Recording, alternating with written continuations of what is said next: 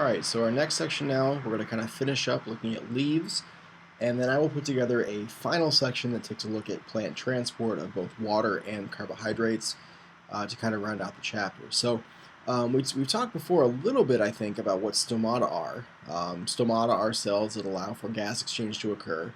Leaves are also covered with epidermal cells, and epidermal cells are typically going to be clear or colorless. Leaves, obviously, for the most part, are involved in photosynthesis, but the covering cells, the epidermal cells, don't do any photosynthesis. In fact, if they were pigmented or if they had color to them, they would actually block sunlight. They would normally get through the mesophyll cells and allow for production of glucose, photosynthesis. There's also a waxy cuticle. This is an attempt to seal off the leaf against water loss. We talked before about how leaves are very flat and very thin, and that helps with absorption of things, but it also helps with water loss. The broader and flatter you are, and thinner you are, the more water you're going to lose and the more at risk you are of drying out. So the waxy cuticle, again, is transparent. It helps to seal water in, but at the same time doesn't really do anything with sunlight either. Right? There can also be, like we've seen before, glands and trichomes. And on the underside of the leaf, there are going to be the stomata, which are surrounded by guard cells. Right? These cells that are more or less sausage-shaped, I think is how we described them back in the first section, that allow for the opening or closing of stomata depending on if the environment is relatively hot and dry or perhaps damper and cooler, so you're not going to have as much water loss. When it's hot and dry, the stomata are going to close, and when water loss is less of a concern, the stomata can open to allow for gas exchange to occur. There are different kinds of mesophyll. Again, mesophyll means middle leaf. There are palisade mesophyll. Palisade refers to the fact that these are column-shaped, so all these pink stained cells here are palisade mesophyll cells. They're going to be the ones that do the bulk of light absorption and also for most of what happens with photosynthesis. There is also spongy mesophyll down here, so if we looked way at the bottom here, there's a pair of guard cells and a single stomata, or what we call a stoma down here at the bottom. A stoma is one stomata. This allows for gases to come in, CO2 can come in, oxygen can go out, but there's all these spaces inside of here for gases to hang out and wait to either be released or used by the cells.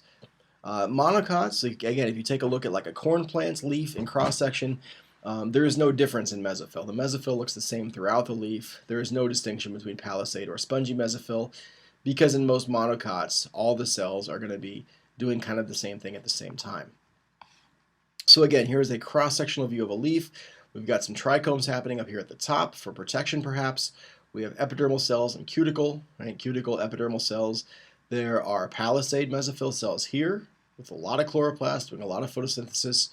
We have a vein here. Veins consist of what's called a bundle sheath and xylem and phloem to allow for movement of things either coming into or going out of the leaf. We have spongy mesophyll for gas exchange, and then on the underside again we have a lower epidermis, a much thinner cuticle in most cases, and again stomata on the underside to allow for gas exchange. So in terms of modified leaves, again, we'll take a look at a couple of types. There are what are known as bracts. So in the picture of the poinsettias up here in the upper right, these red structures here that look like flower petals are actually modified leaves called bracts. And so they're non-reproductive. They are for protection in some cases. They can also be for attraction, as is the case with poinsettias, but they're not involved with reproduction. We've seen cactus spines before. Again, we know those are modified leaves as well. We can look at reproductive leaves. Reproductive leaves would be like in this plant here. This is a kalanchoe plant. All of these little structures here along the edges, these are ready to break off and hit the ground and start growing on their own. So basically this is a way for this kalanchoe plant to clone itself.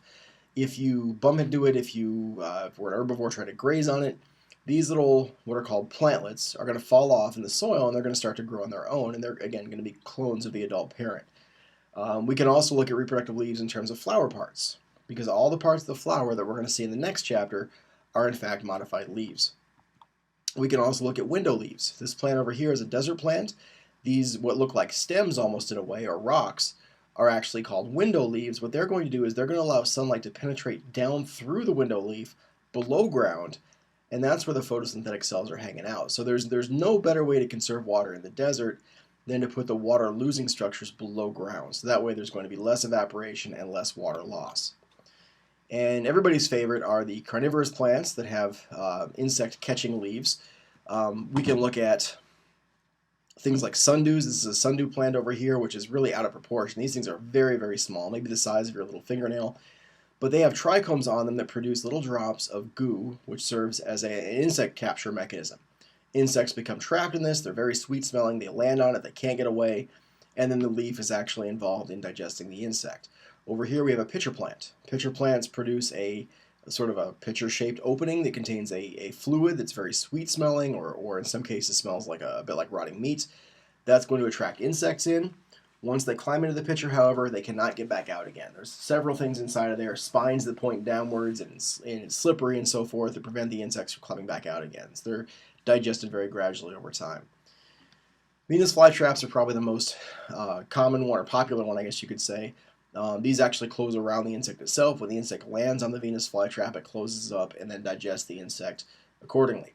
Now you might ask yourself, okay, why are these plants doing this? I mean, I thought plants are supposed to be solar-powered food factories. They make their own food. Why in the world do they need to be eating insects? And the answer is, yeah, you're absolutely right. For carbohydrates, they make all the carbohydrates they could possibly use, if not more.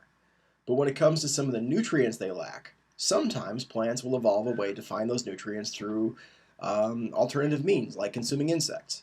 And so it turns out that all three of these plant species, the Venus flytrap, the pitcher plant, and the sundew, live in environments where there's very little soil nitrogen.